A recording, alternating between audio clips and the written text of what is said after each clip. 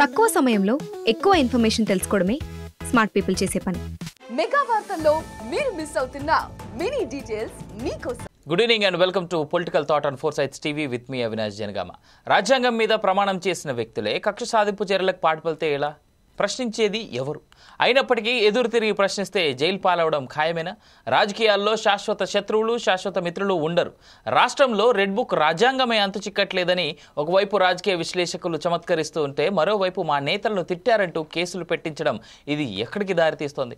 ఆంధ్ర రాష్ట్ర రాజకీయాలు ఎటువైపు వెళ్తున్నాయి? వ్యక్తిగత కక్షలు సాధించుకునేందుకేనా, లేదా ప్రజా పరిపాలన వైపు దృష్టి సారించి రాష్ట్ర అభివృద్ధికి పాటుపడాల్సిన రాజకీయం ఏం చేస్తుంది అనే ప్రశ్నలు ప్రజల నుంచి ఉత్పన్నమవుతున్నాయి. రాష్ట్ర ఖజానా వైపు ఖాళీ అయింది, ఇక నేను పథకాలను కంటిన్యూ చేయలేనంటూ చేతులెత్తేసే సమయం పాలకుల దగ్గర నుంచి ఆసన్నమైందని అనుకోవాలా? అది అర్థం కాని వింత పరిస్థితి అయితే ప్రజల్లో నెలకొందా? ఎంతమందిని ఇలా అరెస్ట్ చేస్తారు? దీని నుంచి సాధించేది ఏముంది? ఇలాంటి అరెస్టులను ప్రజలు ఏ విధంగా అర్థం చేసుకోవాలి? అధికార పార్టీ ప్రతిపక్షాలకు ఇవ్వబోయే మెసేజ్ ఏంటి? రాష్ట్ర రాజకీయాల్లో వైరల్ అవుతున్న ఈ అంశాన్ని దృష్టిలో పెట్టుకునే ఇవాళ 4 Sides టీవీ పొలిటికల్ థాట్లో చర్చను సిద్ధమైంది. రైట్, ఇవాళ ఈ పొలిటికల్ థాట్లో మనతో పాటు పాల్గొంటున్నారు ఏస్ రత్నం గారు, ఎమ్మెల్సీ, మస్తానరావు గారు అనలిస్ట్, అజయ్ వర్మ గారు ఫ్రమ్ జనసేన పార్టీ, అదేవిధంగా చంద్రమౌళి గారు ఫ్రమ్ బీజేపీ, సత్యనారాయణ గారు ఫ్రమ్ టీడీపీ నుంచి జాయిన్ అవుతూ ఉన్నారు. మీన్వెల్ మనం ఫస్ట్ క్వశ్చన్తో ముందుకెళ్ళిపోదాం. ఎందుకంటే situations are in AP are డిఫరెంట్గా కనిపిస్తూ ఉన్నాయి ప్రస్తుతానికైతే. నేను ఏస్ రత్నం గారితో మొదలెడదాం. సార్, నా స్ట్రైట్ క్వశ్చన్ ఏంటంటే, ఆంధ్రప్రదేశ్ రాష్ట్ర రాజకీయాలు రాష్ట్ర అభివృద్ధిపై దృష్టి సారిస్తున్నాయని అంటారా? మాకైతే కనబడట్లేదు. కక్ష సాధింపు చర్యల వైపే పాలక పక్షాలు మొగ్గు చూపుతున్నాయంటూ సోషల్ మీడియాలో వైరల్ అవుతున్నటువంటి అంశం మీద మీరు ఎలా చూస్తారు? కక్ష సాధింపు చర్యల వైపు అనే దానికి కొంత చెప్పడానికి కొంత అవకాశం ఉందండి. ఎందుకంటే గత కొంతకాలం నుంచి కూడా మరి కూటమి ప్రభుత్వం వచ్చిన తర్వాత ఆ దిశలో కూడా చాలా చాలా చోట్ల రాష్ట్రం చాలా చోట్ల భయానకమైన వాతావరణం ఉన్న మాట వాస్తవం. మరి ఇది ఒక విధంగా ఏంటంటే మన శక్తిని మంచి మీద వాడేదానికంటే కూడా చెడు మీద వాడేటప్పుడు మన శక్తి డిస్ట్రిబ్యూట్ అయ్యే అవకాశం ఉంది. మరి ఎందుకంటే రాష్ట్ర అభివృద్ధి అంటే కేవలం కక్ష సాధింపుతోనో లేకపోతే ఇంకా ఏదో చేయాలనే దానికంటే కూడా మరి ఒక పక్కన రాష్ట్రము మరి గత 10 సంవత్సరాల నుంచి 10-15 సంవత్సరాల నుంచి కూడా ఆర్థిక పరంగా మరి ఎప్పుడు ఏ సంవత్సరం చూసినా కానీ లోతులోకి పోతా ఉంది. సంవత్సరం లోతులోకి పోతాం అన్నమాట. ఆంధ్ర రాష్ట్ర బడ్జెట్ చూసినట్టయితే అందరికీ తేటతెల్లం అవుతుంది. మరి ఈ సందర్భంగా గత కొంతకాలంగా సాధారణంగా ఏంటంటే ఫ్యాక్షన్ ఏరియాలో ఇలాంటి జరుగుతుండటం అనేది సహజంగా మరి గత కొంతకాలం నుంచి 20-30 ఏళ్ల నుంచి కూడా మనం అంతా చూస్తూనే ఉన్నాము. మరి ఈ రోజు ఇప్పుడు ఎందుకంటే రాష్ట్రం వెనుకబడిపోతున్న, ఆర్థికంగా వెనుకబడి ఈ తరుణంలో ఈ కొంత అంటే ఏదైతే ప్రభుత్వ ఇంట్రెస్ట్ దీని మీద హెచ్చించటం వల్ల అభివృద్ధి మీద సరైన పాదం మోపలేదేమో అనే ఒక ఉద్దేశం ప్రజలకు కలుగుతుంది. అయితే ఇక్కడ మరి మనం ఇంకా వేరే విధంగా కూడా మనం ఆలోచించినట్టయితే చట్టానికి ఎవరు అతీతులు కాదు, పార్టీలకు అతీతంగా. ఇక్కడ నేను చెప్పొచ్చేది ఏంటంటే నేను ఒక వైసీపీ పార్టీ ఎమ్మెల్సీని, కానీ దానికంటే ముందు ఒక ప్రభుత్వంలో పోలీస్ డిపార్ట్మెంట్ లో ఒక ఉన్నత పదవి నుంచి రిటైర్ అయ్యాను. కాబట్టి నేను మన భారత రాజ్యాంగంలో ఉన్న మనకు పొందుపరిచిన చట్టాలు మరి ఏదైతే రూల్స్ రెగ్యులేషన్స్ ఉంటాయో వాటికి కూడా నేను కట్టుబడి ఉంటాను. నేను కూడా ప్రమాణం చేసే వచ్చాను. ఏదైతే ఇది కేవలం ఎమ్మెల్సీ ప్రమాణమే కాదు, నేను పోలీస్ ఆఫీసర్ కూడా ప్రమాణం చేసి వచ్చాను. మరి తప్పు చేసిన వారు చట్టము ఏ రోజుకైనా కానీ వదలదు అనేది కూడా నేను తేటతెల్లంగా చెప్తాను. ఇది నా వ్యక్తిగత ఇది. అంటే మరి కొంతకాలం నుంచి చూస్తున్నట్టయితే మరి ఒక భావం ఉండొచ్చు. తప్పు చేస్తే మరి ఆ రోజున తప్పించుకోవచ్చు, కానీ ఈ రోజున ఏదో ఒక రోజు శిక్ష పడక తప్పదు అనే దానికి కూడా మీరు స్ట్రైట్ క్వశ్చన్ అడుగుతున్నారు, కక్షపూరితమైన చర్యలని. దాన్ని నేను ఒకటే చెప్తున్నాను, ఎక్కడో రాయలసీమ పల్నాడు ప్రాంతాల్లో కక్షపూరితమైన, ఎందుకంటే అక్కడ ఫ్యాక్షన్ ఏరియాలు ఉన్నాయి కాబట్టి ఆ ప్రభుత్వం ఉన్నప్పుడు వాళ్ళు దాడులు చేయటం, ఈ ప్రభుత్వం ఉన్నప్పుడు వీళ్ళు దాడులు చేయటం సహజంగా ఉన్నాయి. కానీ ఈ సంస్కృతి ఎందుకో దురదృష్టకరంగా రాష్ట్రం అంతా కూడా వ్యాపించి ప్రశాంతంగా ఉండే ప్రాంతాల్లో కూడా ఈస్ట్ గోదావరి, వెస్ట్ గోదావరి, శ్రీకాకుళం, విజయనగరం, నెల్లూరు, ప్రకాశం వీటల్లో కూడా ఈ విధమైన సంస్కృతి వచ్చింది. ఇది రాష్ట్ర అభివృద్ధిలో ఇది మంచి పరిణామం కాదనేది నా భావం అండి. అయితే చట్టాన్ని చేతిలోకి తీసుకున్న వాళ్ళు ఎంత పెద్దవారైనా సరే చట్టం ముందు తప్పించుకోలేరు. రాజ్యాంగానికి బద్దులుగా రాజ్యాంగం మీద ప్రమాణం చేసి వచ్చిన ఆఫీసర్స్ మరి ఎవరైతే ఉన్నారో పోలీస్ ఆఫీసర్స్ కానీ, రెవెన్యూ అథారిటీస్ కానీ, కలెక్టర్ కానీ, వీళ్ళందరూ కూడా వాళ్ళ వృత్తి ధర్మం వాళ్ళకన్నా సక్రమంగా నిర్వర్తించినట్టయితే దీనికి అవకాశాలు చాలా తక్కువ ఉంటాయి. కాబట్టి మరి మీరు ఇంకా ఈ విషయంలో నేను ఒకటే చెప్పగలను, ఒక రిటైర్డ్ పోలీస్ ఆఫీసర్గా నేను చెప్పేది ఏంటంటే, ఎవరైనా సరే రాజ్యాంగం మాకు మాట్లాడే అవకాశం ఇచ్చింది కాబట్టి మేము ఇష్టం వచ్చినట్టు మాట్లాడతాము అనేది మనం చేతిలోకి తీసుకోకూడదు, ఏ పార్టీ తీసుకోకూడదు, ఏ వ్యక్తులు తీసుకోకూడదు. ఎందుకంటే మనం చేసే ప్రతిదీ కూడా ఇతరులను నొప్పించే విధంగా ఉండకూడదు అనేది మరి మనకి ఎక్కడ చూసినా, బైబిల్లో చూసినా, లేకపోతే ఖురాన్లో చూసినా, భగవద్గీతలో చూసినా అదే ఉంటుంది. రాజ్యాంగం పొందుపరిచిన దాంట్లో కూడా మన ఆనందం ఎదుటోళ్ళని ఇబ్బంది పెట్టే విధంగా ఉండకూడదు అనేది ఈ సూత్రం ఉంది. కాబట్టి దానికి వ్యతిరేకంగా ఎవరు ప్రవర్తించినా కానీ, ఒకవేళ మనం చూస్తూనే ఉన్నాము, ఏదో వైఎస్ఆర్ ప్రభుత్వం 1924లో జరిగిన అల్లర్లు ఇప్పుడు అరెస్టులు చేస్తున్నారని ఇక్కడ ప్రజలందరూ గుర్తుంచుకోవాలా. ఇప్పుడు తప్పు చేసే వాళ్ళు కూడా గుర్తుంచుకోవాలా. ఇప్పుడు తప్పు చేసిన వాళ్ళు ఏ విధంగా అయితే తప్పించుకోలేకుండా పోతున్నారో ఇదే విధంగా మళ్ళీ కూడా ఫ్యూచర్లో కూడా ఇది తిరగబడే అవకాశం ఉంది. కాబట్టి మరి ప్రతి ఒక్కరు ఇది ఒక గుణపాఠం కావాలా. తప్పు చేసిన వాళ్ళు ఎవరైనా సరే 1924లో ఉన్నా కానీ, 24-29లో ఉన్నా కానీ ప్రతి ఒక్కరు కూడా గుర్తించుకోవాలని నేను ఒక రిటైర్డ్ పోలీస్ ఆఫీసర్ చెప్తున్నాను. ఎందుకంటే పార్టీలకు అతీతంగా ఈ సంస్కృతి మంచిది కాదు. Right sir, right. నేను I'll come back to again sir, I'll come back to again. ఎందుకంటే మాజీ పోలీస్ ఆఫీసర్గా ప్రస్తుత రాజకీయాల్లో కూడా మీరు ఉన్నారు కాబట్టి మిమ్మల్ని అడగాల్సిన క్వశ్చన్స్ చాలా ఉన్నాయి. ఒకసారి మిగిలిన పార్టీ మెంబర్స్ యొక్క మాటలు తీసుకున్నాక మీ దగ్గరికి వస్తా. అజయ్ వర్మ గారు, ఇవాళ ఈ సంస్కృతి ఏంటండి? అంటే కేవలం కక్ష సాధింపుల వైపే అధికార పక్షం వెళ్తోందని చెప్పి సోషల్ మీడియా వేదిక చాలా పెద్ద ఎత్తున మీ పైన చాలా మాటలు వస్తూ ఉన్నాయి. దాన్ని ఎలా చూస్తున్నారు అసలు మీరు? అక్కడున్న ప్యానల్ సభ్యులకి, అలాగే ఫోర్సైట్ టీవీ ఛానల్ ప్రేక్షకులకి మీకు కూడా ధన్యవాదాలండి. అయితే మీరు నాకు బాధాకరమైన విషయం ఏంటంటే, కక్ష సాధింపు అనే వర్డ్ తీసేయాలనేది నా ఉద్దేశం. కక్ష సాధింపు ఎలా అవుతుందండి? కక్ష ఎక్కడ చేశారు? సాధింపు అన్నారు కదా, సాధింపు గురించి తర్వాత మాట్లాడదాం. కక్ష జరిగిందా లేదా అనే దాని మీద మనం మాట్లాడదాం. ఎందుకంటే గత ప్రభుత్వంలో వీళ్ళు చేసిన విధ్వంసం చిన్నది కాదండి. ఇప్పుడు రఘురామకృష్ణరాజు గారిని ఏం చేశారండి? ఎందుకు అరెస్ట్ చేశారండి? ఆయన ఏం నేరం చేశారని అరెస్ట్ చేశారండి? ఒక ఎంపీ అయి ఉండి ఆంధ్రప్రదేశ్లో పార్లమెంట్ మెంబర్గా రాజ్యాంగబద్ధంగా ఎన్నికైన వ్యక్తిని, ఎన్నికల పరంగా ఎన్నికైన వ్యక్తిని ఆయన రాష్ట్రంలోకి, ఆయన ఊర్లోకి ఆయన రానియకుండా ఆయన ఎంత ఇబ్బంది, నరకయాతన పెట్టారండి. వాళ్ళ పార్టీ వాళ్ళే అయి ఉండి అతన్ని ఎంత చిత్రహింసలకు గురి చేశారండి.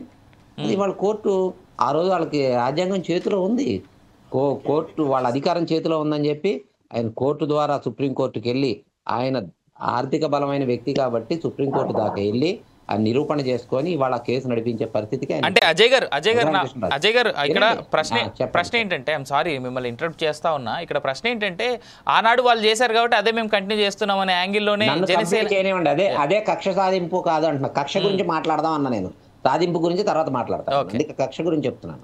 అందుకే నేను విభజించి చెప్పాను. మీరు అడగగానే కక్ష సాధింపు, కక్ష గురించి మాట్లాడుతున్నాను. అయితే దాని తర్వాత సుధాకర్ అనే ఒక డాక్టర్, ఆయన ఏం అడిగాడండి? కరోనా టైంలో మాస్క్ అడిగాడు. అతన్ని ఏం చేశారు సార్? ఒక దళితుడిని ఏ పరిస్థితికి తీసుకెళ్లారు? దాన్ని ఏమంటారండి? అదేమన్నా నేరమా, ఘోరమా? ఆయన ఏమన్నా తప్పు చేయడానికి అడిగాడా? అతను చంపేశారు, మానసికంగా కుంగదీసి ఆయన్ని చనిపోయేలా చేసి చంపేశారు. అలాగే ఒక ఎమ్మెల్సీ, ఇప్పుడు ఎమ్మెల్సీ గారే ఉన్నారు, ఈయనతో పాటు ఉన్న ఎమ్మెల్సీ గారు ఒక కారు డ్రైవర్ని చంపేసి డోర్ డెలివరీ చేస్తే అతను ఊరేగింపుగా తీసుకొచ్చి అతనికి ప్రభుత్వం ఇప్పించారండి ఆయనకి. అంటే ఆయనకి పదవిని రెస్పెక్ట్ చేశారు. ఆ రోజు ప్రభుత్వంలో ఉన్నప్పుడు చర్యలు తీసుకోవద్దండి అతని మీద, తప్పు కదండి. ఒక వంశీ అనే ఒక ఎమ్మెల్యే పార్టీ ఆఫీసుని తగలబెట్టిచ్చేసి నానా విధ్వంసం చేసి అక్కడ మానవ హననం చేస్తూ ఉంటే, ఆ రకంగా మాట్లాడుతూ ఉంటే ఆ రోజు చర్యలు తీసుకోవద్దండి వీళ్ళు. అలాగే ఈ రోజు అరెస్ట్ చేసిన ఎవరు, పోసాని కృష్ణమురళి గారు, ఆయన ఒక రచయిత, ఒక గౌరవమైన పదవిలో ఉన్న వ్యక్తి. ఆయన మాట్లాడిన లాంగ్వేజ్ ఏంటండి అది? ఈ వ్యవస్థలు మొత్తాన్ని భ్రష్టు పట్టించేసి నాశనం చేసి ఒక సామాన్య పౌరుడు బీరు బాటిల్కిను క్వార్టర్ బాటిల్కి రేట్లు పెంచారు అని ఒక బూతి మాట వాడినందుకు నిర్దాక్షిణ్యంగా 24 గంటలు చంపేశారు అతను. చిత్తూరు జిల్లాలో 24 గంటలు చంపేశారు. ఇవి కక్షలు, కార్పణ్యాలు, చేసిన విధ్వంసం. కానీ ఇవాళ చట్టబద్ధంగా ఏదైతే నేరం జరిగిందో చట్టబద్ధంగా న్యాయస్థానాల ముందు, పోలీస్ స్టేషన్ల ముందు చట్టబద్ధంగా నోటీసులు ఇచ్చి వాళ్ళు కావాలంటే వెళ్ళి న్యాయస్థానంకి వెళ్ళి తెచ్చుకోమనండి, దాన్ని ప్రూవ్ చేసుకోమని చెప్పండి. ఇవాళ వరకు 11 సంవత్సరాలు అయింది ఎవరో జగన్మోహన్ రెడ్డి గారి మీద నేరం మోపి 18 నెలలు జైల్లో ఉండొచ్చారు. అప్పుడు ముఖ్యమంత్రిగా ఉన్నాను, చాలా బిజీగా ఉన్నాను. ఇప్పుడు ఎమ్మెల్యేగానే ఉన్నారు కదా, ఇప్పుడు చాలా టైం ఉంది కదా ఆయన దగ్గర. ఇవాళ ఎందుకు ఆయన నిజ నిరూపణ చేసుకోరు? ఆయన ఇవాళ కోర్టుకి ఎందుకు అటెండ్ అవ్వరు? ఒక దళితుడు కత్తితో పొడిచారన్న నెపంతో ఏ నేరం చేయకుండా విజయవాడ కోర్టుకి కూతవేడు దూరంలో ఉన్న జగన్మోహన్ రెడ్డి గారు వచ్చి ఒక్క మాట సాక్ష్యం దాని గురించి చెబితే అతనికి వెంటనే బెయిల్ ఇచ్చేవాళ్ళు. అలాంటి వ్యక్తిని, ఆ దళితుడి కుర్రోడిని 5 సంవత్సరాలు నేరం చేశాడా చేయలేదా నిరూపణ అవ్వకముందే 5 సంవత్సరాలు జైలు చేశారు. ఒక్క 10 నిమిషాలు టైం కేటాయిస్తే అయిపోయే పనికి జగన్మోహన్ రెడ్డి గారు కోర్టుకు నేను రావాలా, నేను కోర్టుకు రావడం ఏంటి అనే ఒకే ఒక్క క్లాజ్తో అతను రాకుండా 5 సంవత్సరాలు అతనికి బెయిల్ రాకుండా చేశాడు. ఇవి కక్షలు. ఎందుకంటే దారుణాలు చేసి ఇవాళ ఒక బూతులు తిట్టిన వ్యక్తి అరెస్ట్ చేస్తే దాని గురించి వీళ్ళు మాట్లాడటం, దాని గురించి ప్రూవ్ చేసుకోమనండి. నేను బూతులు తిట్టలేదు, నేను చెయ్యలేదు, నేను నేరం చేయలేదు అని ప్రూవ్ చేసుకోమనండి. చట్ట ప్రకారం జరుగుతుంది కదా. ఇక్కడేమి వీళ్ళు చేసుకున్నట్టు మూకుమ్మడిగా రఘురామకృష్ణ గారు తీసుకెళ్లిపోయి 3rd డిగ్రీ ప్రయోగించేసి నైట్ అలాగే గవర్నమెంట్ హాస్పిటల్ తీసుకెళ్లి ఎటువంటిది జరగలేదని చెప్పి ఆయన తర్వాత కోర్టు అర్జీ పెట్టుకొని అక్కడి నుంచి ఆర్మీ హాస్పిటల్కి వెళ్ళి ఆయన ప్రూవ్ చేసుకున్న పరిస్థితి. ప్రూవ్ చేయమనండి. అసెంబ్లీ జరుగుతా ఉంది, 11 మంది ఎమ్మెల్యేలు ఉన్నారు, 10 నిమిషాల్లో లేచి వెళ్ళిపోయారు. ఇదే మాట అసెంబ్లీలో అడగొచ్చు కదా, నిల్చొని అదే టైంలో అడగొచ్చు కదా. ఆ అంశం వైపు మళ్ళీ వద్దాం. I'll come back to again. మనతో పాటు జనార్దన్ గారు ఉన్నారు. జనార్దన్ గారు, ఈ తీరుని మీరు ఎలా చూస్తా ఉన్నారు? కక్ష సాధింపు చర్యలు అనేటువంటిదే ఎంటైర్ సోషల్ మీడియాలో నడుస్తా ఉన్నటువంటి చర్చ ఇప్పుడు. ఇది కక్ష సాధింపు అనే వర్డ్ సహేతుకమైంది కాదండి. ఇది మీడియా సృష్టిస్తున్న వర్డే తప్ప మరొకటి కాదు. కక్ష సాధింపు అని అంటే ఎలా ఉంటుంది అని అంటే, ఏది అరెస్ట్ చేసి చిత్రహింసలు పెట్టి డాక్టర్లను బెదిరించి సర్టిఫికెట్లు మార్పించి ఆ తర్వాత ఎప్పుడో మళ్ళీ రఘురామకృష్ణరాజు గారి నుంచి ద బెస్ట్ ఎగ్జాంపుల్ చెప్పారు సోదరులు. ఒకటండి, ఇవాళ మీరు కక్ష సాధింపు అని అంటున్నారు. 2 ప్రశ్నలు అడుగుతా నేను. ఈనాడు వాళ్ళ పైన వచ్చిన పిటిషన్లు, దాంట్లో చేసిన ఆరోపణలు అవి గతంలో వాళ్ళు చేశారా లేదా? రెండోది, వాళ్ళు కనుక పార్లమెంటరీ లాంగ్వేజ్ లోనే వాళ్ళు విమర్శలు చేస్తుంటే కోర్టు ముందు ప్రొడ్యూస్ చేసుకొని నేను ఎక్కడ అన్పార్లమెంటరీ మాట్లాడలేదు, నేను ఎక్కడ అబ్యూజ్డ్ వర్డ్స్ మాట్లాడలేదు అని నిరూపించుకోవాలి. ఒక పార్లమెంట్ మెంబర్ గా రఘురామకృష్ణరాజు ఇప్పుడే చెప్పారు సోదరుడు, ఆయన ఆర్మీ హాస్పిటల్కి వెళ్ళి సర్టిఫికేట్ తెచ్చుకొని నన్ను కొట్టారు, చిత్రహింసలు చేశారు, నా కాలు ఎముక విరిగిందని సర్టిఫికేట్ తో ఎక్స్రే తో సబ్మిట్ చేసి దానికి ఒక విచారణ జరిగేలా కోర్టు ముందు తన వాదనను చేసుకున్నారు. అది కక్ష సాధింపు అంటే. రఘురామకృష్ణరాజు పట్ల అప్పటి ప్రభుత్వం వ్యవహరించిన తీరు కక్ష సాధింపు అవుతుంది. పోసాని కృష్ణమురళి అనే వ్యక్తి మాట్లాడిన భాష ఏమాత్రమైన సమర్థనీయమా? మీరు ఇంత ముందు కూడా మీరు కూడా ఒక మాట మాట్లాడారు, ఎక్కడ కనబడట్లేదు, ఇది కక్ష సాధింపు లాగానే కనబడుతుంది మాకు అని మీరు అన్నారు. ఒకటండి, కక్ష సాధింపు అని అంటే మీరు ఇంకో మాట కూడా మాట్లాడారు, వాళ్ళు చేశారు కాబట్టి మేము చేస్తా ఉన్నారు. మేము ఎక్కడ రివర్స్ లో అన్పార్లమెంటరీలోనూ లేకపోతే అబ్యూజ్డ్ వర్డ్స్ ఎక్కడ చేసి ఎవరిని కించపరచట్లేదు. వాళ్ళు ఏ తప్పులు చేసినా ఇక వదిలిపెట్టాల్సిందేనా? వాళ్ళకు అధికారం ఉంది, మాకు అదే శాశ్వతం, మాకు అనే అహంకారంతో ఏది పడితే అది మాట్లాడి ప్రజల్ని సామాన్యులను బెదిరించి, ప్రశ్నించిన సామాన్యులను చావగొట్టి, ప్రభుత్వోద్యోగుల్ని చావగొట్టి, డాక్టర్లను చావగొట్టి, ఎవరిని పడితే వాళ్ళను తమ ఇష్టారీతిన వ్యవహరించి ఇవాళ మమ్మల్ని ఏం చేయొద్దు, ఏమన్నా చేస్తా కక్ష సాధింపు అంటామంటే ఇది ఎంత మేరకు సబబు, ఎంత మేరకు సమర్థనీయం? అధికారాన్ని ఏ స్థాయిలో దుర్వినియోగం చేశారు? ఆ దుర్వినియోగం చేసినందుకు శిక్ష పడకపోతే ప్రజల్లో ఒక ఆత్మవిశ్వాసం ఎలా వస్తుంది మంచి ప్రభుత్వాల పట్ల? మంచి ప్రభుత్వాలను ఎన్నుకోవాలా, లేకపోతే రాజకీయాల్లో మాకొద్దు, రేపు ప్రశ్నించేవాడు ఎవడన్నా ముందుకు వస్తాడా? ఒక ప్రశ్నించిన వాడిని అధికారి, మనకు రాజ్యాంగంలో 2 రకాల కార్యనిర్వాహక వ్యవస్థలు ఉన్నాయి. శాశ్వత కార్యనిర్వాహక వ్యవస్థ, టెంపరరీ అంటే 5 సంవత్సరాలకు ఒకసారి ఏర్పడే కార్యనిర్వాహక వ్యవస్థ. శాశ్వత కార్యనిర్వాహక వ్యవస్థ టెంపరరీగా ఏర్పడే కార్యనిర్వాహక వ్యవస్థ కోసం ఊడిగం చేస్తే, బానిసలుగా మారితే శిక్షించాల్సిన అవసరం లేదా? లేకపోతే ఈ శిక్షించకపోతే ప్రజల్లో ప్రజాస్వామ్యం పట్ల, ప్రభుత్వ పాలన పట్ల ఎలా నమ్మకం ఏర్పడుతుంది? ప్రశ్నించాలన్న ధైర్యం ఎలా వస్తుంది? ఇవన్నీ మనం ఆలోచించాల్సిన అవసరం లేదా? ఇంత ముందుకు పెద్దలు ఎమ్మెల్సీ గారు మాట్లాడారు. ఏదేమైనప్పుడు కూడా ఆ పెద్దల మాటలు నేను స్వాగతిస్తా. ఖచ్చితంగా అధికార పార్టీకి ఊడిగం చేస్తూ, లేకపోతే అధికారం మాకుంది, మేమైనా ఏం చేసినా చెల్లుతుందని ఎవరైనా విర్రవీగినా, నాడైనా నేడైనా ఖచ్చితంగా చట్టపరంగా చర్యకు అర్హులే. ఎవరు తవ్వుకున్న గోతిలో వాళ్ళు పడతారనడానికి అలా పోసాని కృష్ణమురళి అరెస్టు, ఇంతకుముందు జరిగిన వల్లభనేని వంశీ, ఇవన్నీ కూడా ఖచ్చితంగా ఉదాహరణలుగా మనం చెప్పుకోవచ్చు. నాకు తెలిసి ప్రజలు గమనిస్తున్నారనేది మాత్రం అన్ని పార్టీలు గమనించుకుంటే బాగుంటదేమో అనేటువంటి పాయింట్ ని కూడా మనం చర్చించుకుంటే. అవునండి, అదే ఇప్పుడు ఇవాళ ఏంటి, చేసిన తప్పుకు శిక్షలు అనుభవిస్తున్నారు. ఇది కక్ష సాధింపు కాదు. పోసాని కృష్ణమురళి మాట్లాడిన మాటలు మీరు సమర్థిస్తారా? వల్లభనేని వంశీ తెలుగుదేశం పార్టీ కార్యాలయం పైన ఏ విధంగా మీడియానే కదా ప్రచారం చేసింది, ఏ విధంగా వాహనాలు, ఏ రాష్ట్ర చరిత్రలో, తెలుగు రాష్ట్రాల చరిత్రలో ఎప్పుడైనా ఒక పార్టీ కార్యకర్త, ఒక పార్టీ ఎమ్మెల్యే పోయి ఇంకో పార్టీ రాష్ట్ర కార్యాలయం పైన దాడి చేసిన సంఘటనలు ఉన్నాయా? ఇంతకంటే అధికార దుర్వినియోగం, ఇంతకంటే హీనమైన ఉదాహరణ ఇంకేదైనా ఉందా? వల్లభనేని వంశీ ఎందుకు చట్టపరమైన శిక్షలకు అర్హుడు కాదో చెప్పండి. ఏ విధంగా చంద్రాన్ని ఏ విధంగా నరికారండి నడు రోడ్డు మీద? సోదర ఒక్క మాట, ఇవాళ చట్టపరమైన చర్యలే తీసుకుంటున్నారు చేసిన తప్పులకు. అంతే తప్పితే కక్ష సాధింపు లేదు ఇందులో. వస్తా సార్, అక్కడ కాదు. రైట్, ఒకసారి అజయ్ గారు ప్లీజ్ కంప్లీట్ ఇట్, దెన్ నేను మస్తానరావు గారి దగ్గరికి వెళ్తా.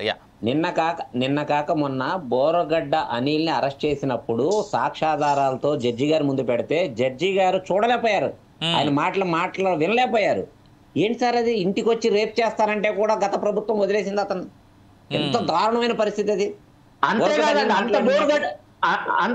అంత బోర్గడ్డ అనిల్ దొరికితే కూడా తీసుకుపోయి మెజిస్ట్రేట్ ముందు పెట్టారు తప్పితే ఎక్కడో కూర్చుని పెట్టి లైవ్ వీడియోలు పెట్టుకొని కొట్టని చిత్రహింసలు చేయలేదు. స్వయాన దేశ పార్లమెంట్ యొక్క మెంబర్ ను కొట్టి లైవ్ లో వీడియోలు చూసారటండి. ఇంతకంటే హీనమైంది ఏదైనా ఉందా? రైట్, మస్తాన్ గారి దగ్గరికి వెళ్దాం. మస్తాన్ గారు, దీనికి ఒక ఐపీఎస్ ఆఫీసర్ సపోర్ట్ చేస్తారు. రైట్, వస్తా. జనార్దన్ గారు మళ్ళీ మీ దగ్గరికి వస్తా. మస్తాన్ గారు, అయితే మనం ఈ లైవ్ చేస్తున్నటువంటి ఈ సందర్భంలో ఇప్పుడే అందుతున్నటువంటి వార్త ఏంటంటే గోరంట్ల మాధవ్ కూడా పోలీసులు ఇప్పుడే నోటీసులు ఇచ్చారనేటువంటి న్యూస్ అంతా. ఎగ్జాక్ట్లీ. సో సో అంటే ఇక్కడ ఎలా చూసుకున్నా అంటే కక్ష సాధింపు చర్యలు అనేటువంటి మాట, లేదా కక్ష సాధింపు అనేటువంటిది వినడానికి మేబీ అధికార పక్షంలో ఉన్నటువంటి వాళ్ళకి కాస్త అటు ఇటుగా అనిపించినప్పటికి కూడా ఇక్కడ ఒక మాట మనం మాట్లాడుకోవాలి క్లియర్గా. పోసాని కృష్ణమురళి అరెస్టుని వ్యతిరేకించేటువంటి విధానం ఇక్కడ ఎక్కడ కనబడట్లేదు. కానీ ఒకటి ఏంటంటే జరుగుతున్నటువంటి తీరు, the procedure is making us to ask a question. అంతే. మస్తాన్ గారు ప్లీజ్ గో హెడ్. సార్, ఇప్పుడు ధ్యానంలో ఉన్న పెద్దలకు కోర్టు వీక్షిస్తూ మీకు ఇప్పుడు 2 కోణాలు సార్. ఇప్పుడు రాజకీయ పార్టీలు ప్రత్యర్థులు దెబ్బతీయటం వేరు, ఆ దెబ్బతీసే క్రమంలో చట్టాన్ని చేతిలో తీసుకోవటం లేదా వాళ్ళ వ్యక్తిత్వ హననం చేయటం, ఇవన్నీ కూడా 2 వేరు కోణాలు చూడాలి మనం. ఎవరైనా ఒక ప్రభుత్వంలో ఉన్నప్పుడు అవినీతికి పాల్పడితే వాళ్ళ మీద కేసులు నమోదు చేయొచ్చు, ఆ అవినీతి సొమ్ము కక్కించవచ్చు. దానిలో ఎటువంటి దేశగాలకి తావు ఉండకూడదు. ఎందుకంటే మనము ఓటు తీసుకునేటప్పుడు ఏం చెప్తాము, మనము ప్రజల సొమ్ముకి సంరక్షకులుగా ఉందాము, మంచి పరిపాలన అందిస్తాము, ఆశ్రిత పక్షపాతం కానీ ఇంకా మరే విధమైన పక్షపాతం కానీ చూపించము అనేది కదా మనం ఓటు తీసుకుంటుంది. సో అవినీతి సొమ్ము కక్కించేటప్పుడు వాళ్ళ మీద కేసులు పెట్టడాన్ని ఎవరు కూడా అడ్డుకోరు, ఎవరు కూడా అబ్జెక్షన్ కూడా చెప్పరు. కరెక్ట్, దానిలో ఎటువంటి సందేహం లేదు. అయితే ఇక్కడ ఏం జరుగుతుంది, గత దశాబ్ద కాలంగా చూసినట్లయితే తెలుగు రాష్ట్రాల్లో నిజానికి మీరు చర్చిస్తున్నది అయితే నా ఉద్దేశంలో ఒక రాష్ట్ర స్థాయిలో పేరు ప్రఖ్యాతులు లేకపోతే అబ్యూజర్ వల్ల కానీ ఇంకో సందర్భం వల్ల కానీ కేసులు నమోదని మాత్రమే చర్చిస్తారు. నేనేమంటానంటే అసలు ప్రతీకార రాజకీయాలకు బలవుతుంది మాత్రం సెకండరీ గ్రేడ్ లీడర్. కరెక్ట్, అసలు అక్కడ అవుతుంది. మీరు చూసుకుంటే, మీరు హిస్టరీ తీసుకుంటే మండల స్థాయిలో ఉన్న వాళ్ళు అటు పల్నాడు కావచ్చు లేదా రాయలసీమ కావచ్చు, మామూలు విజయనగరం లేదా తూర్పుగోదావరి ప్రశాంతంగా ఉండే జిల్లాలు కావచ్చు, మీకు ప్రతీకార రాజకీయాలకు బలవుతున్నది అభం శుభం తెలియని వాళ్ళు రాజకీయ పైత్యాన్ని తలకెక్కించుకొని వాళ్ళు బలవుతా ఉన్నారు. దానిలో వందల సంఖ్యలో ఉన్నారు. అది హత్యలకు సంబంధించి జరుగుతూ ఉన్నాయి. వాళ్ళు ఊళ్ళో వెళ్ళిపోతా ఉన్నారు. అది ప్రతీకారం అంటే. ఇవి ఇప్పుడు మీరు మనం ఏదైతే చర్చించుకుంటున్నామో పోసాని మురళి గారి, అది ఒక్క నిమిషం అలా చెప్తాను నేను. నిజానికి ప్రతీకార రాజకీయాలకు బలవుతుంది మాత్రం కార్యకర్తలు. అన్ని పార్టీల్లో ఉన్నారు వాళ్ళు. ప్రధానంగా చూస్తే ఇక్కడ వైసీపీకి, తెలుగుదేశానికి సంబంధించి కార్యకర్తలు బలైన వాళ్ళు ఉన్నారు. వాళ్ళ కుటుంబాలను పట్టించుకునే విషయం కానీ ఏ విషయం కానీ ఈ పార్టీలు ఎక్కడా కూడా నిర్లక్ష్యాన్ని ప్రదర్శించాయి. కొన్ని సందర్భాల్లో మాత్రమే ఆయా పార్టీలకు సంబంధించిన బలైన కుటుంబాలని ఆదుకునే క్రమం జరుగుతుంది తప్పితే మెజారిటీ ఆఫ్ సందర్భాల్లో ఆ రాజకీయ కార్యకర్తలు ఎవరైతే ఉన్నారో గ్రామ స్థాయిలో, మండల స్థాయిలో వాళ్ళు హత్యలకు గురవుతున్నారు. అక్కడ మాత్రమే ప్రతీకార రాజకీయాలు జరుగుతున్నాయి. రెండోది, ఇక మీరు పేరు పొందిన రాష్ట్ర స్థాయి నాయకుల విషయానికి వద్దాం. ఇప్పుడు గత ప్రభుత్వంలో చూసినట్టే మనకి అచ్చెన్నాయుడు గారు, లేదంటే ధూళిపాల్ నరేంద్ర గారు, ఆయనేమో ఈఎస్ఐ దానిలో స్కామ్ చేశారని, ఈయనేమో సంగం డైరీలో ఏదో అవినీతికి పాల్పడ్డారని. సో మామూలుగా మనం ఎప్పుడు అరెస్టులకు వెళ్తాము, ఆ అవినీతికి సంబంధించి ఆధారాలు దొరికినప్పుడు అరెస్టులకు వెళ్తాం. ఇప్పుడు వాళ్ళ 5 ఏళ్ల కాలంలో ఆ అరెస్టులకు సంబంధించి ఎక్కడైనా నేను నిరూపించారా? లేదు. ఇంకొకటి చెప్తా, ప్రశాంతంగా ఉండే అశోక్ గజపతి రాజు గారు కూడా ఆయన సంబంధించిన ధర్మకర్త వ్యవహారాన్ని కూడా అదొక రాజకీయ ఎత్తుగడగా తీసి అక్కడెక్కడో కూర్చున్నామని తీసుకొచ్చి అప్పచెప్పారు. దాన్ని ఎలా చూడాలి మనం? సో నేనేంటంటే అదేవిధంగా గల్లా జయదేవ్ గారు, ఆయన తెలుగుదేశం పార్టీకి వెన్నుదన్నుగా నిలుస్తున్నారు ఆర్థికంగా. ఆయన పరిశ్రమ అక్కడి నుంచి వెళ్ళేలాగా జరిగిపోయిన పరిస్థితి. అలాగే సిద్ధారాఘవరావు గారు మళ్ళీ పార్టీ మారాల్సిన అగత్యం. ఇలాంటి రాజకీయాలు అనేది జరుగుతూ ఉన్నాయి. అదే సందర్భంలో మళ్ళీ 2019-24 మధ్య కూడా ఇలాంటివి కూడా చోటు చేసుకున్న పరిస్థితి కూడా మనం చూసాం. రఘురామకృష్ణరాజు గారు రాజద్రోహం చేశారా అనేది ఇప్పుడు మనకి డిఐజీగా పనిచేసి చర్చలో ఉన్న కేశరత్నం గారు చెప్పాలి. ఆయన నిజానికి రాజద్రోహానికి పాల్పడ్డారా?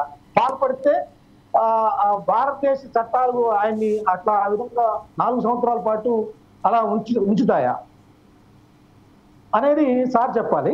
నేను అనేది ఏంటంటే ఒకవేళ రాజద్రోహం చేశారు, ఆయన భారత పార్లమెంట్ సభ్యుడిగా ఉన్నారు.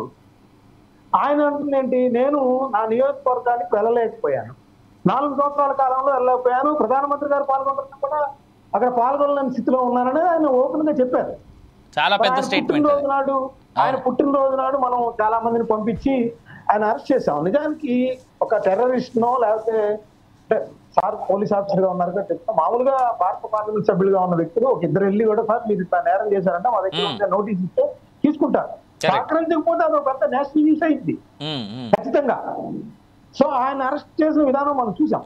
నేనంటే ఏంటంటే దానిలో అక్కడ ప్రతీకారం కొన్ని కనిపించాయి, ప్రతీకార ఛాయలు అనేది కనిపించాయి. నేననేది వేరే కోణం చూస్తానండి. అచ్చెన్నాయుడు గారు అవినీతికి పాల్పడ్డారని మీరు ఆరోపించారు, ధూళిపాల్ నరేంద్ర గారు ఆరోపించారు, రైట్, మీరు వాళ్ళ మీద యాక్షన్ తీసుకోవచ్చు. లేదా పొల్యూషన్ కంట్రోల్ బోర్డు నిబంధనలు ఉల్లంఘించారు ఎవరు, మన గల్లా జయదేవ్ గారు, ఓకే రైట్, తీసుకోవచ్చు. మరి తీసుకున్న తర్వాత మరి అక్కడ పరిశ్రమలు వెళ్ళిపోయే పరిస్థితి, లేకపోతే పారిశ్రామికతలు భయపడే పరిస్థితి, ఇవన్నీ కూడా మనం ప్రభుత్వాలు దృష్టి సారించాల్సిన అవసరం ఉంది కదా.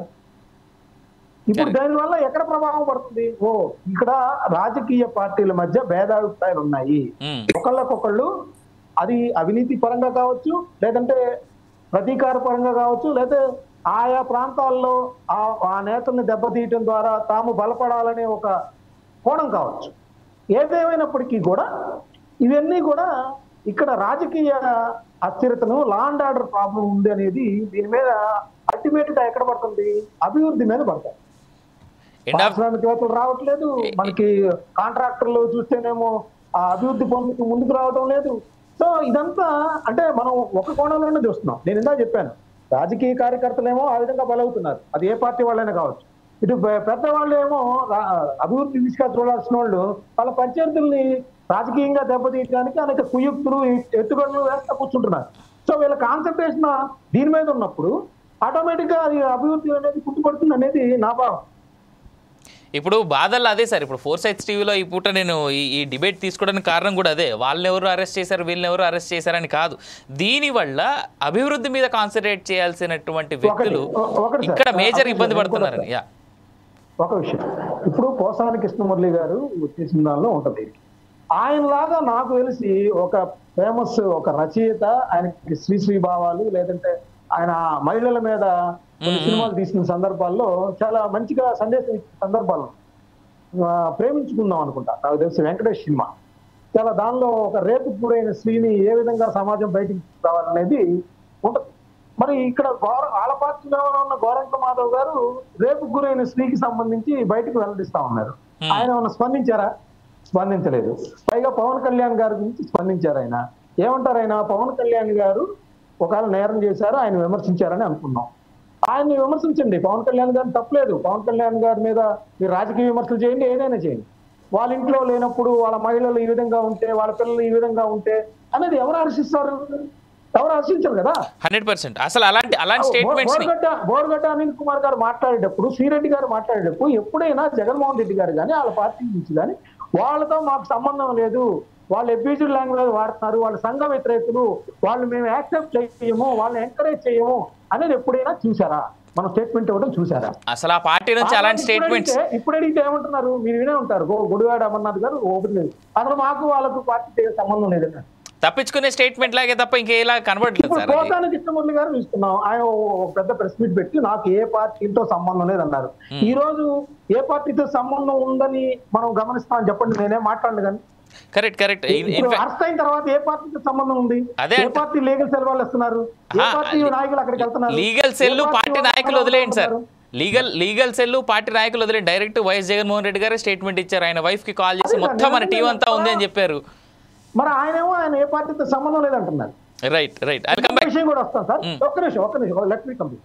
ఇప్పుడు ఇంకో విషయం కూడా వస్తారు. ఇప్పుడు ఇదే సందర్భంలో హిరా కాదీ గారు కానీ, సీమరాజా గారు కానీ చాలా మంది ఆరోపణలు చేస్తున్నారు వైఎస్ఆర్సీపీకి సంబంధించి. మరి తెలుగుదేశం పార్టీలో నుంచి కూడా నేను ఇందాక ఎట్లా అయితే అడిగానో, బోర్గడ్డ అనిల్ గారు, శ్రీరెడ్డి గారు అలా చేసినప్పుడు మాకు సంబంధం లేదని చెబుతున్నారో, మీకు సంబంధం లేదని తెలుగుదేశం వాళ్ళు కానీ, లేదంటే ఈ జనసేన వాళ్ళు కానీ, ఆ కూటమి సర్కారు వాళ్ళు బాధ్యులు ఎవరైనా ప్రకటించే ధైర్యం చేస్తారా? చేయాలి కదా. అవును, మనం ఒక హుందాతనంతో కూడిన రాజకీయాలు కావాలంటే ఖచ్చితంగా అలా మాట్లాడే వాళ్ళని అవాయిడ్ చేయాల్సిన అవసరం ఉంది. అదే అన్ని రాజకీయ పార్టీల అధినేతల మీద ఉంది. ఈరోజు జగన్మోహన్ రెడ్డి గారు ఎందుకు పథకం చెప్పి పరిమితం అయ్యారు? అలా కక్షపూర్తి రాజకీయాలు, అబ్యూజివ్ లాంగ్వేజ్ వాళ్ళని చేసే వాళ్ళని అదుపు చేయలేకపోవటం వల్లే కదా. నేను చెప్పింది కాదు, వాసుపల్లి గణేష్ గారు మా పార్టీలో బూతులు మాట్లాడటం వల్ల ఈ పరిస్థితి వచ్చింది అని పలానా పేర్లతో సహా ఆయన ఇంటర్వ్యూలో చెప్పారు. మీరు కూడా గమనించి ఉంటారు. వాసుపల్లి గణేష్ గారు చెప్పారా లేదండి? స్వయంగా ఆయన పార్టీలో ఉండే వాళ్ళే చెప్పుకున్నారు సార్ చాలా వరకు. దాన్ని మనం అంత detail open statement recent 5 days back ఇచ్చారు. Right I'll come back again Mastan గారు ఐల్ కమ్ బ్యాక్ అగైన్ ఒకసారి ఏసీ గారి దగ్గరికి వెళ్దాం. సార్ ఏసరత్నం గారు, అయితే ఇప్పుడు ఈ పరిస్థితులు ఇలాగే ఉంటే development is a question mark sir. ఇప్పటివరకు అంటే ఆంధ్రప్రదేశ్ ప్రజలు కోరుకుంటున్నదే మార్పు కోరి ఈ వైపుగా అడుగులు వేసి, ఈ వైపుగా ఓట్లేసి గెలిపించుకొని రాష్ట్ర రాజకీయాలు నాకు తెలిసి ఎప్పుడు లేనంత మెజారిటీ ఒక కూటమికి ఇచ్చి, కేవలం 11 సీట్లు ప్రతిపక్షానికి ఇచ్చి పక్కన కూర్చోబెట్టి డెవలప్ చేయండి అంటే ఈ పరిస్థితిని ఏంది, ఎట్లా చూడాలి? అదే మన ఇప్పుడు పెద్దలందరూ మాట్లాడేది కూడా అదే చెప్పారండి. కక్ష సాధింపు అనేది నేను వివరంగా చెప్పాను. కొన్ని ప్రాంతాల్లో ఈ విధంగా ఉంది, కొన్ని ప్రాంతాల్లో కానీ ఇప్పుడు అందరు చెప్పిన తర్వాత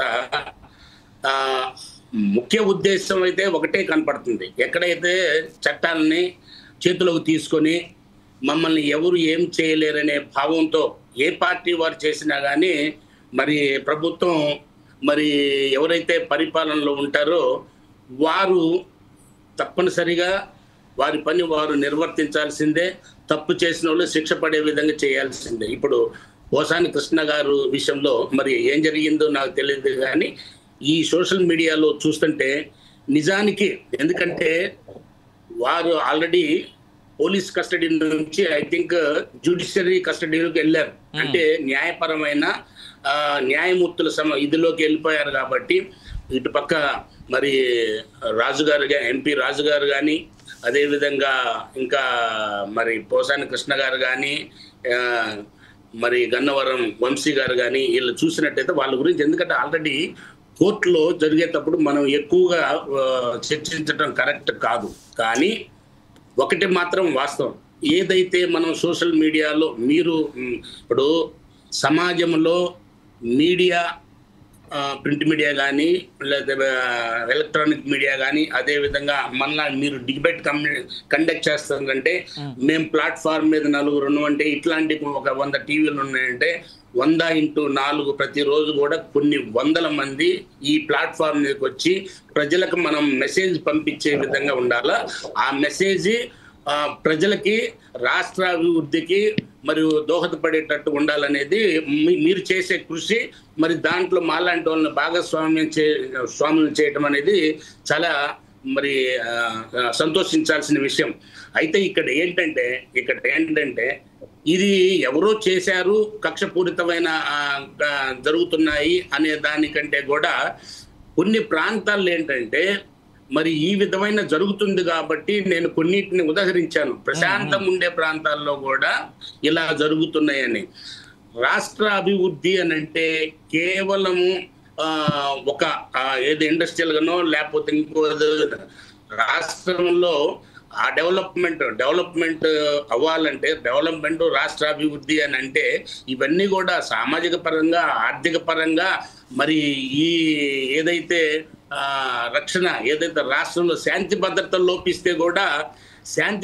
లోపిస్తే కూడా ఇది కూడా రాష్ట్ర అభివృద్ధిలో కుంటుపడే భాగంగా మనం చాలా మందికి తెలియని విషయం అండి. ఎంతప్పటికీ రాష్ట్ర అభివృద్ధి అంటే కేవలం ఆర్థిక పరమైన ఇబ్బందులు లేదా ఇండస్ట్రియల్ డెవలప్మెంట్ ఆర్థిక పరమైన ఇబ్బందులు వీటన్నిటికీ కుంటుపడుతున్నాయి. కాబట్టి ఆ కుంటుపడటానికి కారణాలు ఇది కక్షపూరితమైన చర్యల, లేకపోతే ఈ ప్రభుత్వ కాన్సన్ట్రేషన్ అంతా కూడా ఈ విధమైన ఎవరు తప్పుడు ఒక 10 మంది తప్పుడు వ్యక్తులు చేసిన దాని మీద కాన్సన్ట్రేట్ చేయటమా, ఏదేమైనా కానీ రాష్ట్ర అభివృద్ధి కుంటుపడటానికి ఇవన్నీ కారణమే. కాబట్టి మీరు అంటే నేను చెప్పేది ఏంటంటే మీలాంటి జర్నలిస్టులు ఎలక్ట్రానిక్ మీడియా ద్వారా కానీ, ప్రింట్ మీడియా ద్వారా కానీ ప్రజలకు ఒక మెసేజ్ పోవాలా. చట్టము దాని పని అది చేసుకొని పోతుంది. చట్టం నుంచి ఎంత పెద్దోడైనా సరే ఏదో ఒక రోజుకు బుక్ అవుతాడు అనే దానికి మరి ఇప్పుడు మనం చూస్తున్నాం. నిజంగా ఈయన మురళీకృష్ణ గారు ఏదైతే మాట్లాడారని చెప్తున్నారో పెద్దలు, నిజంగా అలా మాట్లాడితే ఎక్కడో అభం శుభం తెలియని ఇంట్లో ఉన్న ఆడపిల్లలను లేకపోతే హౌస్ వైఫ్స్ను వాళ్ళని ఆ విధంగా సంబోధించడం అనేది మాత్రం ఏమాత్రం, నేను వైసీపీ ఎమ్మెల్సీగా కాదు, మరి మాజీ పోలీస్ ఆఫీసర్గా, మరి సామాన్య ప్రజలుగా సిటిజన్ ఆఫ్ ఇండియా కూడా నేను సమర్థించను. ఇదే కాదు, ఇట్లాంటి సీరియల్గా ఇప్పుడు చట్టం దాన్ని వంశీ గారు కానీ ఇంకొకళ్ళు కానీ ఆ పార్టీ కానీ ఈ పార్టీ కానీ ఎవ్వరు కూడా తప్పించుకోవటానికి వీల్లేదు. ఇందులో నేను ముక్తాకంఠంగా చెప్తున్నాను, ఇది కింద సరైన మెసేజ్ పోకపోతే రాష్ట్రం ఇంకా అట్టడుగుపోయే అవకాశం కూడా ఉంది. కాబట్టి మీ ద్వారా నేను కోరుకుంటున్నాను, ప్రజలకు మంచి మెసేజ్ పోవాలా. ఇప్పటి వరకు ఎందుకంటే 19 నుంచి 24 చేసిన వాళ్ళు బుక్ అవుతున్నారంటే 24 నుంచి ఎవరైతే కావాలని తప్పు చేస్తున్నారో, కావాలని చట్టాలను చేతిలోకి తీసుకోవాలనుకుంటున్నారు. యేసరత్నం గారు యేసరత్నం గారు ఆయన ఆయన ఆయన వీడియో డిస్కనెక్ట్ అయింది సార్. కాకపోతే ఆయన చెప్పాలనుకున్న పాయింట్ మేము మాట్లాడాలనుకున్న పాయింట్ అదే సార్. ఇక్కడ ఆల్రెడీ ఇందాక చెప్పారు ఆ మాట, ఆ మాట చెప్పారు, ఫస్ట్ రౌండ్ లో కూడా చెప్పారు ఆ మాట. ఇక్కడ రత్నం గారు అంత బాగా మాట్లాడితే లాస్ట్ లో స్వీట్ వార్నింగ్ ఇస్తున్నారు మాకు. వార్నింగ్ కాదు సార్, అది ప్రాక్టికల్ ఫ్యాక్ట్ కదా. అప్పుడు ఏం జరిగిందో రేపు అదే జరుగుద్ది, ఇవాళ ఏం జరుగుతుందో రేపు అదే జరుగుతుంది అని తెలుస్తూనే ఉంది. వార్నింగ్ ఇస్తున్నారు మాకు అంటే అది కరెక్ట్ కాదండి. ఫస్ట్ చెప్పారు కదా, అది కరెక్ట్. ఏదైతే నేరం చేశారో వాళ్ళందరికీ భవిష్యత్తులో కూడా ఇలాంటి జరగకుండా చూడండి అని చెప్పేది బాగుంది. కానీ 24 నుంచి తర్వాత 29లో కూడా మేము చూస్తామనేది అది ఆయన స్థాయికి మాట్లాడకూడదు. ఎందుకంటే ఇన్కంప్లీట్ కదా. భవిష్యత్తులో మాట్లాడితే కనుక అట్లాంటి మెసేజ్ వాళ్ళకు కూడా పోవాలి, మాట్లాడనీకుండా భయంకరం కదా అక్కడే. లేదు సార్, ఇదే మాట ఫస్ట్ రౌండ్ మాట్లాడినప్పుడు కూడా చెప్పారు యదురత్నం గారు. ఈ సెకండ్ రౌండ్ మాట్లాడారు కదా, ఫస్ట్ రౌండ్ లో కూడా సేమ్ వార్నింగ్, స్వీట్ వార్నింగ్ ఇచ్చారు ఆయన. డెవలప్మెంట్ గురించి మీరు చెప్పారు కదా, డెవలప్మెంట్ గురించి ఇందాక కక్ష సాధింపుల గురించి మాట్లాడుకున్నాం. డెవలప్మెంట్ గురించి చెప్తాను నేను. డెవలప్మెంట్ అనేది మనం వచ్చి 8 నెలలు అయింది. 8 నెలల్లో అక్కడ ఉన్న ఖజానా ఖాళీతో మొదలు పెట్టాం. అయినా సరే పవన్ కళ్యాణ్ గారు గ్రామోద్యమం లాగా ఉద్యమం చేసి ఏదైతే మహాత్మా గాంధీ గారు కలలు కన్నా గ్రామ స్వరాజ్యం కావాలనుకున్నామో అలాగే ఆ స్వరాజ్యం కోసం సర్పంచులకి పవర్స్ ఇచ్చి, అంతకుముందున్న గవర్నమెంట్లో సర్పంచుల పవర్స్ అన్ని కట్ చేశారు. ఆ సర్పంచులకి పవర్స్ ఇచ్చి 4600 గ్రామాలు ఒకేసారి, 13600 గ్రామాలు ఒకేసారి మీటింగ్ పెట్టించి గ్రామ సభలు జరిపించి వాళ్ళు స్వేచ్ఛాయుతంగా వర్క్ చేసుకోవడానికి 4600 కోట్ల రూపాయలు కేంద్ర ప్రభుత్వం నుంచి తీసుకొచ్చి గ్రాంట్ ఇప్పించి ఇవాళ రోడ్లు వేసుకుంటా ఉన్నారు. అది కాదా డెవలప్మెంట్? డెవలప్మెంట్ అలాగే చెప్పనివ్వండి సార్. నేను దానికి ఒక పాయింట్ యాడ్ చేస్తా, మీరు చెప్పేదానికి ఒక పాయింట్ యాడ్ చేస్తా. నేను రీసెంట్ గానే తిరుపతికి వెళ్ళొచ్చా, రోడ్లు బాగున్నాయని చెప్తున్నా సార్ అంతే. అదే అలాగే అంతకు ముందున్న ప్రభుత్వంలో రోడ్లు గోతులుగా రోడ్లు ఉన్న పరిస్థితి. అంతకు ముందున్న ప్రభుత్వంలో గోతులు మొత్తం మేమే ఫోటోల ఆల్బమ్ పెట్టి ఒక ప్రోగ్రామ్ కూడా కండక్ట్ చేసాం జనసేన పార్టీ నుంచి మా అధినేత ఆధ్వర్యంలో. అప్పుడు ఉన్న రోడ్లకి ఈ 6 నెలల్లో ఇప్పుడు రోడ్లు తయారైన దానికి ఎంత వేరియేషన్ ఉందనేది ప్రజలందరూ గమనిస్తూ ఉన్నారు. అలాగే డెవలప్మెంట్ అనే దానికి ఇప్పుడు మనకు రాజధాని లేకుండా పోయిన అమరావతిని మళ్ళీ మొత్తం పిచ్చి మొక్కలుగా ఒక అడవిలాగా వదిలేసిన రాజధాని మొత్తం బాగు చేసి ఇవాళ డెవలప్మెంట్ తీసుగా రాజధాని పయనిస్తూ ఉంది. కేంద్ర ప్రభుత్వం నిధులు ఇవ్వచ్చు, అలాగే మనకున్న రోడ్డు బడ్జెట్లో అయినా కొంత ప్రభుత్వం కేటాయించి ఆ రాజధాని పరుగులు పెట్టిస్తున్న పరిస్థితి. అదే రాజధాని కనుక ఈ 5 సంవత్సరాల్లో ఎంతో కొంత డెవలప్ చేసి ప్రజల ముందు పెట్టగలిగితే అక్కడ వచ్చే భూమి విలువ పెరిగి అక్కడ ఏదైతే మిగులు భూమి ఉంటుందో అది సుమారు 4 లక్షల కోట్ల రూపాయల ఆదాయం ప్రభుత్వానికి మిగిలే పరిస్థితి ఉంటుంది. అలాగే ఇండస్ట్రియల్ డెవలప్మెంట్ ఇప్పుడు నేను ఖచ్చితంగా చెప్పగలను. ఎందుకనంటే జనసేన పార్టీకి ఎంఎస్ఎంఈ చైర్మన్ గా ఒక అద్భుతమైన వ్యక్తిని శివశంకర్ గారిని పవన్ కళ్యాణ్ గారు నియమించడం జరిగింది. ఆయన మాజీ ఐఏఎస్, ఆల్రెడీ ప్రభుత్వంలో ఉద్యోగం చేసిన వ్యక్తి, ప్రభుత్వంలో ఏం జరిగిద్దో మొత్తం తెలుసుకున్న వ్యక్తి. కాబట్టి శివశంకర్ గారి ఆధ్వర్యంలో 20 లక్షల ఉద్యోగాల్ని ఎంఎస్ఎంఈ తరపు నుంచి కానీ మన ఎంఎస్ఎంఈ డెవలప్మెంట్ కార్పొరేషన్ నుంచి కానీ ఏపీఐఎస్ నుంచి కానీ క్రియేట్ చేయాలని కంకణం కట్టుకుంది ప్రభుత్వం. ఆ దిశగా అడుగులు పడతా ఉన్నాయి. ఖచ్చితంగా గత ప్రభుత్వంలో కేంద్ర ప్రభుత్వం 5,000 కోట్ల రూపాయలు ఎంఎస్ఎంఈకి ఇస్తే ఒక్క రూపాయి కూడా ఏ ప్రజలకి అందని పరిస్థితి. ఇవాళ ఇండస్ట్రియల్ డెవలప్మెంట్ కోసం, ఇండస్ట్రీస్ డెవలప్మెంట్ కోసం ఉద్యమ రూపంలో పనిచేస్తా ఉన్నాం. Right, I'll come back. తర్వాత జనార్దన్ గారు, నాదో ప్రశ్న ఉంది. నా ప్రశ్న ఏంటంటే, కక్ష సాధింపు చర్యలు కాదని అనుకుందాం, సరే అందరం ఆ పాయింట్కి వచ్చేద్దాం. అలా ఫిక్స్ అయితే రెడ్ బుక్ రాజ్యాంగం అంటే ఏంది? ఇలా అందరినీ అరెస్ట్ చేసుకుంటా పోతే, ఇందాక యేసరత్నం గారు మాట్లాడుతూ మధ్యలో డిస్కనెక్ట్ అయ్యింది ఆయన కాల్. కాకపోతే ఆయన చెప్తున్నటువంటి పాయింట్లో నాది క్వశ్చన్ అక్కడే ఆగిపోయింది. ఇట్లా అరెస్ట్ చేసుకుంటూ పోతే శాంతి భద్రతలు సక్రమంగా నిర్వహించలేకపోతున్నాం అనేటువంటి సీను ప్రజలు అర్థం చేసుకునే పొజిషన్కి వస్తారు. అప్పుడు ఏం చేద్దాం? జనార్దన్ గారు మీట్లో ఉన్నారు. జనార్దన్ గారు మీట్లో ఉన్నారు. ప్రజలకు వీళ్ళ పట్ల సానుభూతి ఉంటే, వీళ్ళు తప్పు చేయలేదన్న భావనతో ఉంటే, అలాంటి భావనకు శాంతి భద్రతలకు విఘాతం కలుగుతున్నది, శాంతి భద్రతలకు భంగం కలుగుతుంది అనే భావనలకు ప్రజలకు వస్తారు. కానీ వీళ్ళని ఇప్పటికీ ఇంకా ప్రజలు ఇంకా చాలా మందిని వీళ్ళు శిక్షించట్లేదు కూటమి ప్రభుత్వం అని మొత్తుకుంటున్నారు. వాళ్ళని వదిలిపెట్టారు, వీళ్ళని వదిలిపెట్టారు, ఇంకా వీళ్ళని ఎప్పుడు శిక్షిస్తారనే ప్రభుత్వమా కార్యకర్తలు ప్రశ్నించే దూరం ప్రజలు ప్రజల కార్యకర్తల మళ్ళీ అడుగుతా ఉన్నా, ప్రజల కార్యకర్తల ఒకటండి, ఓట్లేసిన వాళ్ళు ఎవరండి? కార్యకర్తలు ఓట్లేస్తేనే గెలిచామండి, ప్రజలు వేస్తే గెలిచామా? వాళ్ళని అరెస్ట్ చేయలేదు, వీళ్ళని అరెస్ట్ చేయట్లేదు. ఒక మాట జనార్దన్ గారు, నేను నాకు పాజ్, ఐఎమ్ వెరీ సారీ నేను మిమ్మల్ని ఆపుతున్నందుకు. రీసెంట్ గానే లోకేష్ గారు ఒక మీటింగ్ లో క్లియర్ గా చెప్పారు, ప్రజల సంగతి పక్కన మా కార్యకర్తలు అయితే వాళ్ళు ఎందుకు అరెస్ట్ చేయట్లేదు, వీళ్ళు ఎందుకు అరెస్ట్ చేయట్లేదు, చాలా క్లియర్ గా అన్ని అడుగుతా ఉన్నారు అనేటువంటి మాట ఆయనే చెప్పారు. అంటే అడిగే కాడికి వస్తున్నది అంటే వీళ్ళు సంయమనం పాటిస్తున్నట్టే కదండి. అడిగే కాడికి వస్తుందంటే అన్ని చట్టబద్ధంగా వీళ్ళు వెళ్తున్నారు అన్నట్టే కదండి. ఇప్పుడు ప్రజలుగా ఇప్పుడు సినిమా చూసేటప్పుడు హీరో వాళ్ళని చంపి పడేయాల, స్టార్టింగ్ లోనే కొట్టి పడేయాలనుకుంటామండి.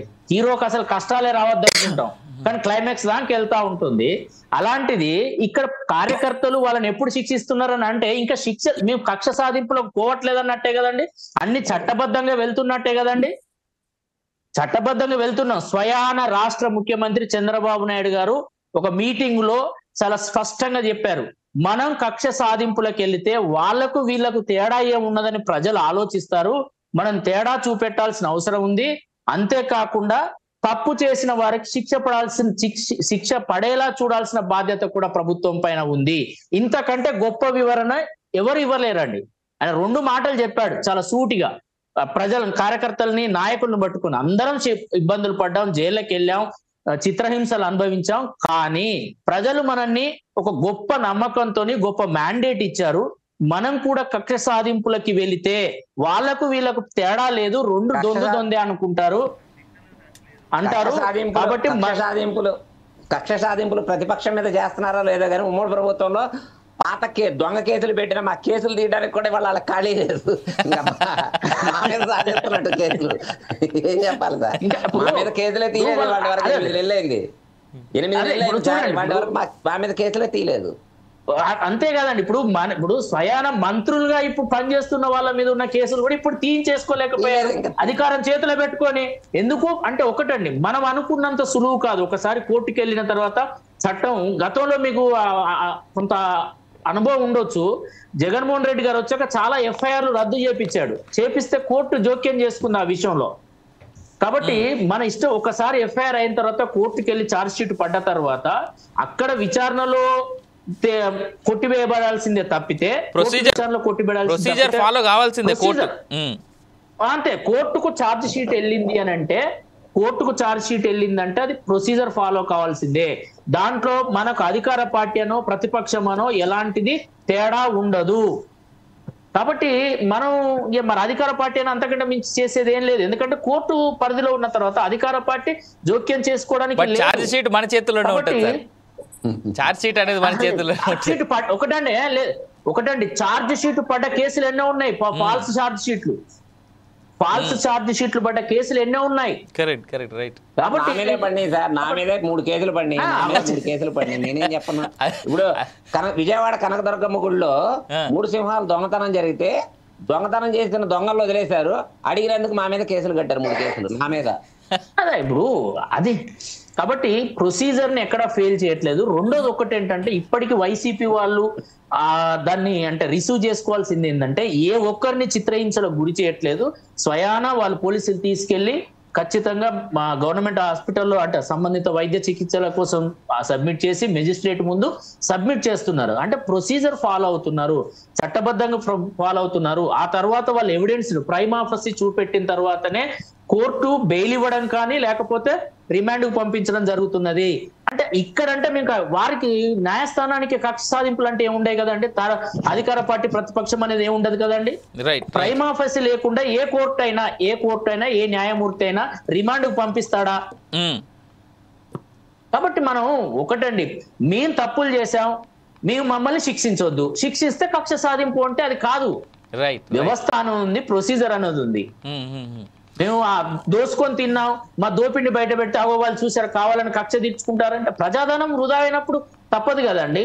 ప్రజాధనం ఎక్కడ వృధా అయిందో వాటిని ఇక్కడ ఒక్క మాట అండి, నేను ఏ పార్టీనైనా సరే ఏ రాష్ట్ర ప్రభుత్వాన్ని అయినా కోరేది ఒకటే ఏంటంటే, మేజర్గా ప్రజాధనం వృధా అయిందని ప్రతి పార్టీ చెప్తా ఉంటుంది, కానీ ఎక్కడ వృధా అయింది, ఎంత వృధా అయింది అనేటువంటి వైట్ పేపర్లు మాత్రం బయట పెట్టారు. హవెవర్ ఫైనల్గా మస్తాన్ గారు